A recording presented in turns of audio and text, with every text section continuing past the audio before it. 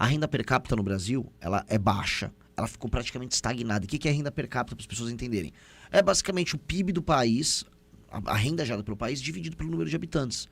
Nós somos muito pobres, muito pobres. As pessoas não têm ideia de quanto o Brasil é pobre. O Brasil é mais pobre que a maior parte dos países do mundo. Ele é muito pobre. E não apenas pobre, ele é pobre e a produtividade dele, ou seja, a quantidade de dinheiro que o nosso trabalho gera por hora, ele está estagnado há praticamente 40 anos. E isto é assustador, porque o mundo vem ultrapassando o Brasil. O Brasil, ele ficou para trás. E aí essas discussões do tipo, para eu ser feliz basta eu, sei lá, botar uma gasolina no tanque da moto, tomar uma cervejinha. Isso é muito pouco. Uma nação que cresce, as pessoas vão ter que fazer mais do que isso. As pessoas vão ter que produzir mais, vão ter que gerar mais riqueza, trabalhar mais, e o trabalho que elas fazem vai gerar mais recursos. Você está rodando o país inteiro e você está vendo de perto a realidade do país. Exatamente, você está certíssimo. A população tá preparada para esse país que você pensa, esse que você idealiza? Eu vou te falar a verdade. A população quer o país que eu idealizo, mas ela não entendeu o que precisa ser feito ainda. E é o que eu estou tentando explicar. As pessoas querem consumir mais. Todo mundo quer comprar um iPhone, todo mundo quer comprar um carro. Quem é de classe média quer comprar um apartamento. Todo mundo quer isso. Mas as pessoas vão precisar entender que para elas terem o que elas querem, elas vão ter que ter um país diferente. A pessoa repetir os mesmos erros o tempo todo esperando um resultado diferente é louca. Sim. Então não dá para, com a legislação, com os marcos regulatórios econômicos atuais, a gente achar que a vida nossa vai melhorar. Não vai. A gente optou por um caminho muito errado. E sabe quem falou isso? Tem um texto, um artigo muito importante do Xi Jinping, que é hoje o líder lá na China, e ele falou o seguinte: olha, nós não podemos adotar o modelo dos países da América do Sul como o Brasil. Lá deram direitos aos montes, aumentaram os gastos sociais aos montes e não focaram em aumento do trabalho. Eles ficaram pobres. Nós vamos aumentar o trabalho e produtividade, nós vamos ficar ricos. Xi Jinping, chinês comunista, tá? Falou isso. O Lula adora admirar ele. Vê se o Lula segue o que ele fala. O Xi Jinping fez a China enriquecer, o trabalhador chinês hoje ter mais dinheiro que o trabalhador brasileiro, na base do trabalho bruto. As pessoas trabalharam, aumentou a produtividade, houve pesquisa, chegada de empresas, a China está se desenvolvendo. A gente ficou para trás. Então não adianta, eu quero trabalhar menos e eu quero comprar um iPhone. Você não vai conseguir. Hoje vai ter a discussão e provavelmente vai passar o fim da escala 6x1. Pois bem, a pessoa que está ouvindo aqui achando que, não, eu vou trabalhar menos e eu vou comprar mais coisas. É mentira, cara, você vai viver pior. Eu estou avisando isso para as pessoas, só que as pessoas querem se iludir. O brasileiro adora uma mentira adoçada que engane ele. Com o fim da escala 6x1, então, fica mais distante o iPhone, seria muito isso? Mais distante. Muito mais distante. A gente está esperando só para o PIB industrial brasileiro uma queda anual de 1,2%. Só para o PIB industrial. Serviços, uma queda anual de 0,7%. E comércio, 0,9% de queda. A gente está falando para as empresas pequenas uma demissão considerável ao longo dos próximos meses. E a gente está falando uma queda na média salarial ao longo dos próximos 2 anos. Porque, naturalmente, você precisa contratar mais pessoas para você fazer a mesma coisa que era feito. Isso se a empresa resistir. Vai ter ainda uma pressão inflacionária, especialmente sobre os alimentos. É esperado uma pressão inflacionária nos alimentos na casa dos 5,7%. Gastos nos municípios, que já estão meio que quebrados, dado que eles contratam terceirizados, as terceirizadas vão ter que mudar o regime de contratação, vão estourar. Então, o governo só está fazendo um populismo, ele está mentindo para as pessoas. E se tivéssemos, aí eu vou colocar aqui, se o Brasil tivesse na posição que a Suécia tá, na posição que o Japão tá, nossa produtividade está lá no alto, ou seja, nós produzimos por hora muito dinheiro. Podemos discutir que certos setores vai ter vamos dizer, uma limitação de hora. Beleza, porque a produtividade é muito alta. Não é o caso. Não é o caso. Então, assim, o brasileiro, ele tá achando que vai ficar rico trabalhando menos. Não vai. A direita bolsonarista apresenta hoje uma proposta de 4x3. E aí? Molecagem. É molecagem. Assim, Medo, né? É medo e molecagem. Sabe o que é molecagem? Eles estão querendo fazer assim, vocês agora jogaram pra 5x2 o limite, então vou ser mais populista que vocês, vou jogar pra 4x3. Porque, sabendo que se não for aprovado, Lula ganha direto? Eu acho que um pouco, não sei, eu não acho que o Lula ganha por causa disso, mas eu acho que tem um percentual grande. Tem um percentual de cooptação de votos, mas eu acho que as pessoas vão sentir efeitos negativos dessa medida rápido. É que é esperado uma transição de 1 ano, né? Mas você vai ter que ter investimento já. Investimento especialmente na área industrial. Gringo que estava trazendo emprego, vou investir, vou montar uma planta industrial aqui, o custo do Brasil que já está alto, ele aumenta, ele não faz esse investimento. Então você vai começar a ter ainda mais fuga de investimento por conta disso. Só que os bolsonaristas foram fazer um meme. Aí eu vou trollar, sabe aquela trollada de... Eu vou trollar. Então faz o seguinte, se é 4x3, não, é 3x4 ainda, pra ficar mais... Pra esculachar o projeto. E aí obrigar vamos dizer, o governo a falar, não, eu não posso fazer 4x3, tem que fazer 5x2. Eu acho que os bolsonaristas, eles estão só sendo malandros. E eles têm que entrar numa disputa e falar, não. O que o governo está fazendo agora é populismo. Vamos fazer uma reforma das leis trabalhistas? Vamos fazer igual a maior parte dos países sérios fazem, que é pagar por hora? Vamos vender a hora de trabalho e as pessoas negociam as horas de trabalho? Vamos fazer igual outras nações fazem? Vamos discutir assim, por que países sérios estão crescendo mais do que a gente e aumentando a produtividade e não seguem o nosso regime? Veja, nós brasileiros, né, gostamos de olhar... Eu vi, assim, essa discussão, tava aquela Erika Hilton lá no Congresso. Eu acho que vocês têm que ver novos modelos, trabalhar 4x3, não sei o que. Beleza. Aí ela foi se comparar com a Inglaterra. O Brasil não tem condição de se comparar com a Inglaterra. O Brasil tá lá atrás em termos de tecnologia, em termos de produtividade. O Brasil tem que se comparar com o Vietnã, com a Índia, com a China. E lá, as pessoas, hoje, o trabalhador desses países é mais qualificado que o nosso trabalhador, ele trabalha mais. Ele é mais qualificado e trabalha mais. Ele ganha mais do que a gente por hora e trabalha mais horas do que a gente. Felipe, pelo que eu estou observando, você defende que o brasileiro venda a hora de trabalho, como nos Estados Unidos. Seria exato. Faça a venda da hora de trabalho e consiga montar suas escalas. Aí você pode pegar uma empresa e vai virar e falar assim, ó, eu vou comprar as horas todas que você queira trabalhar por mês aqui comigo, tá? Que é o que o cara faz. Então eu faço um contrato de trabalho específico com ele. Ah, não, vou falar, um jovem... O jovem vai começar o primeiro trabalho dele, ele vai numa lanchonete. Eu posso trabalhar de segunda e quinta, que terça e quarta eu tenho que fazer um trabalho de marcenaria com meu pai. Ah, segunda e quinta? Beleza, quais horas? Tá, combina a hora, já fecha. A contratação e a demissão da pessoa são muito rápidas, você consegue arrumar emprego nos Estados Unidos muito rápido. Todo imigrante brasileiro, quando vai pra lá, fala, olha, pra eu arrumar um trampo, é assim.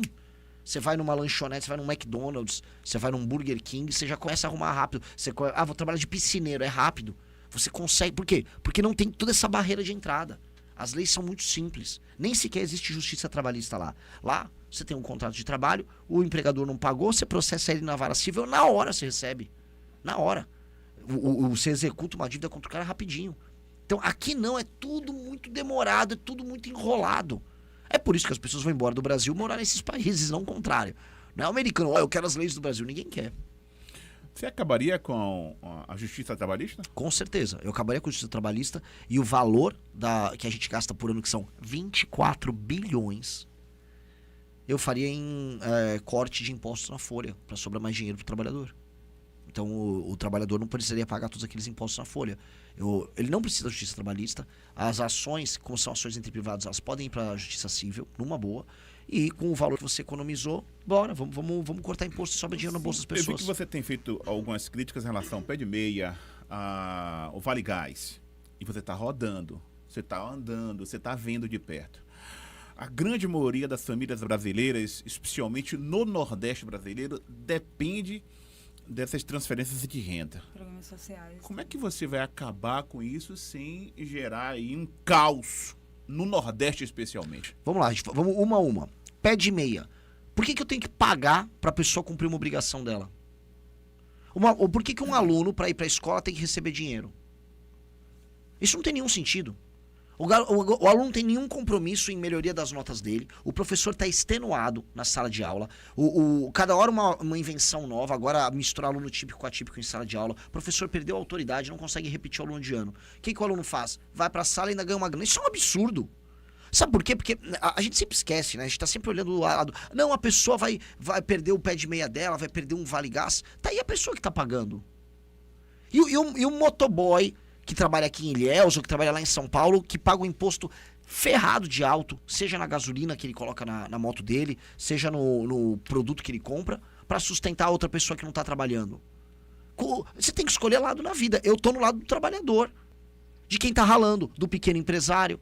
Não dá pra gente ficar criando um país que é inoperante, com uma massa de pessoas que não tá trabalhando e achar normal.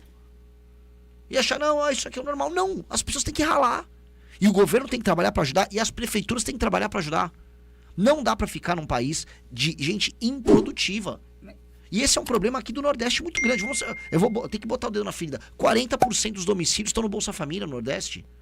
Falaram quando surgiu o programa, não, esse programa é um programa temporário. Tô vendo temporário. Já é 50%? Já é 60%? E nenhuma preocupação dos governos estaduais em aumentar a renda das pessoas através do trabalho. Não, nenhuma preocupação. É só, quero repasse do Fundo de Participação dos Estados, quero repasse da Fundação dos Municípios. Governo federal manda um dinheiro para Bolsa Família. Aí tá fácil. Só que alguém tá pagando essa conta. Esse alguém são as pessoas de classe média no Brasil. E essas pessoas estão aqui, estão na tampa, não estão aguentando viver. É um país que está colapsando. Então o foco do governo federal não tem que ficar em dar coisa para comprar o voto da pessoa depois. O foco do governo federal tem que ser de maneira muito simples. Aumentar a atividade produtiva no país. Quem recebe Bolsa Família agora, que está te ouvindo, você acha que decide voto por você? Muito sim. Porque eu quero que essa pessoa comece a trabalhar. Então, assim, o meu recado, assim, se você tem uma mãe de família de 60 anos que não está bem de saúde ou mora num lugar muito isolado, eu não quero que ela perca o Bolsa Família dela. Eu quero que ela tenha o Bolsa Família dela, que ela tem que sobreviver. E o Bolsa Família não custa caro se ele tivesse esse fundo. Agora, jovem de 30 anos, homem ou mulher, saudável, que fica coçando o saco, vai lá, pega o dinheiro dele lá no CRAS, ou dela lá no CRAS, faz um bico aqui, um bico ali, conta com o Bolsa Família como um complemento de renda. Tá errado. Tem que trabalhar. E o prefeito da cidade dele e o governador que não diminui o número de pessoas no Bolsa Família estão errados. Qual é a função do Estado? É fazer com que a atividade econômica aconteça. E nós temos que ajudar. Vou dar um exemplo. Aqui no sul da Bahia, o governo federal e o governo estadual trabalham incessantemente para acabar com o trabalho do agricultor. É invasão disso, é demarcação daquilo, é indígena do não sei o quê. Que isso? Então, quando você tem uma atividade econômica, você luta para que ela não aconteça. Eu quero que tenha atividade econômica. Cidades que tem muitas pessoas no Bolsa Família, o que o governo federal tem que fazer? Promover, junto com o governo, com a prefeitura municipal, frentes de trabalho. Você está no Bolsa Família, meu irmão, você tem 25 anos, está no Bolsa Família. Tá tranquilo. Vai fazer o seguinte, em vez de Bolsa Família, você vai vir aqui trabalhar 4 vezes por semana que seja. Vamos recapear todas as vias de acesso à cidade. Vamos arrumar a infraestrutura. Vamos fazer agora uma frente de trabalho para pegar um rio que assoreou aqui do lado. Não quer? Então vai perder o Bolsa Família. Esse tem que ser o papo. A gente tem que começar a colocar as pessoas em ritmo de trabalho. As pessoas não podem ficar paradas. Porque para uma pessoa ficar parada, tem alguém trabalhando em dobro e ficando mais pobre. Você não quer que tem gente que fique parada, mas você defende, e aí eu vou mudar para a questão da segurança pública aqui rapidinho, a prisão perpétua. O cara fica preso o tempo todo lá, por que não escraviza esse cara, coloca esse cara para trabalhar para o Estado? Eu não acho que ele tem que ser escravizado, porque eu não acredito em conceito de escravidão. Eu acho que um cara que está preso por cometer muitos crimes, ele tem que trabalhar e ele, antes de tudo, ele tem que restituir valores às dívidas dele. Se ele matou um pai de família, eu acho que o trabalho dele na cadeia, em grande medida, é para restituir a dívida e não para reduzir anos de pena. Ele tem que trabalhar porque sim. E isso ajuda, inclusive, a qualificá-lo profissionalmente para quando um dia ele retorne às ruas. Eu defendo isso. Mas ele não vai retornar. O cara que mata a mulher, o cara que... é que hoje não tem prisão. Não, mas se tivesse, não retornaria. Se tivesse prisão perpétua, não. É que não há, infelizmente, prisão perpétua nem pena de morte. Porque eu acho que uma pessoa que comete, por exemplo, um latrocínio torpe, diga. Não, desculpe, esse assunto é bastante polêmico e eu vou entrar num assunto que tem a ver com isso, tem a ver com o que o senhor falou mais cedo a respeito da pobreza. A gente vive num país de uma desigualdade social, desigualdade financeira muito grande.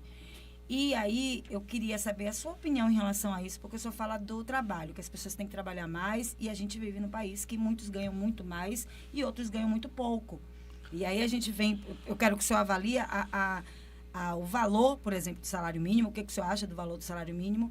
Eu quero que o senhor fale também sobre essa questão, o senhor defende a prisão perpétua e a pena de morte. Só que a gente sabe que a gente vive numa justiça, num sistema prisional que é falho muitas vezes e que quem acaba indo, muitos são os pobres e pretos que acabam sendo presos injustamente. A gente vê isso acontecer. Imagine se uma pessoa dessa, ela é assassinada, ela morre ou ela fica lá, é condenada a uma prisão perpétua. Pela desigualdade que a gente vive hoje no país. Aí eu queria saber a sua opinião em relação a isso. Como é que poderia modificar isso para que não acontecesse isso? Vamos lá.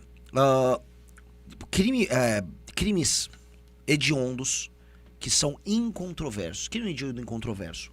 Uma pessoa mata 2 crianças no meio da rua e você tem imagens, ou a autoria dela é incontroversa. Isso vai para um júri E essa pessoa é passível de uma pena de morte. Um crime incontroverso. Crimes incontroversos. Não há discussão sobre a autoria. Certo. A discussão ele vai morrer ou não? Porque quando não há mais discussão sobre a autoria, ou seja, aquele crime hediondo aconteceu, aí nós já partimos apenas para dosimetria. Qual o tamanho da pena desse cara? Aí a pena de morte ela entra na mesa como uma possibilidade. Crimes controversos, especialmente na questão da autoria, não. Então, outras nações já lidaram com isso dessa maneira. Eu acho que isso não é problemático para discussão. A desigualdade social é o principal gerador do crime? Não. Não é. O principal gerador do crime é impunidade. Você tem nações quase tão desiguais ou tão desiguais quanto o Brasil que não apresentam as mesmas taxas de homicídio e de roubo e furto como o Brasil. A Índia é extremamente desigual e não apresenta. O Brasil, você tem um problema que é a certeza da impunidade. A certeza da impunidade faz com que a pessoa cometa o crime. E aqui as penas são baixas e a chance de você ser pego é baixa também. Aí as pessoas cometem crimes porque elas sabem que nada acontece e elas têm um ganho muito alto. Um bandido, né, um malandro, se ele rouba 3 celulares no mês, se ele rouba uma moto no mês, ele faz uma grana. Ele faz uma grana melhor do que um trabalhador. Então o cálculo dele é esse. Se o cara tá vendendo uma droga, roubou um celular, roubou 2 celulares, faz a graninha dele no mês. Esse é o cálculo que essas pessoas fazem. E sabe que não tem risco. Eu tenho que diminuir o lucro dele e aumentar muito o risco dele. Tem que saber, nossa, para eu fazer essa atividade delituosa vai dar ruim. Opa, fala pessoal, obrigado por assistir até aqui. Se curtiu o vídeo, se inscreve no canal para fortalecer e comenta aqui embaixo que eu quero saber a tua opinião. Até o próximo vídeo.